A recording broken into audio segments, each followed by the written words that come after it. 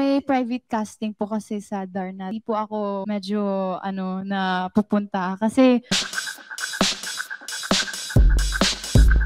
Aya! rar. Rar nga daw, sabi nila dito. Rar.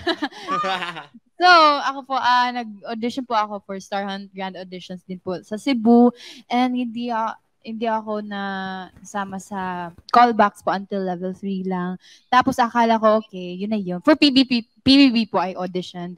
And sabi ko parang, okay, wala na yun. Parang, thank you. Okay na yung experience. Tapos, biglang may private casting po kasi sa Darna that time. After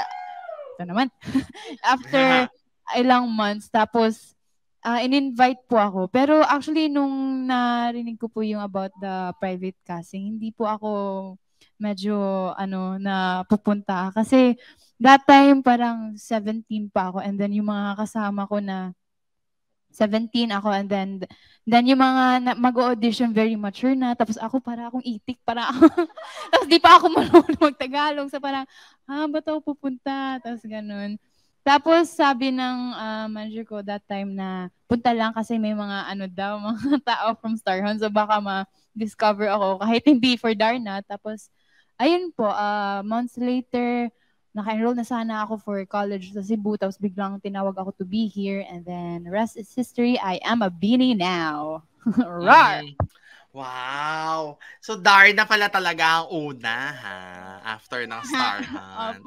Na-imagine mo, Aya, paano kung ikaw ang naging Darna? Na-imagine mo, paano kung ikaw ang naging Darna? Hindi po talaga. Hindi ko po na-imagine. Kasi wala. Aya, Darna that we never had. Ayarna. Gusto ko yun, Ang ganda doon. Pero, ibig sabihin naman, you're, kumbaga, you're where you are meant to be.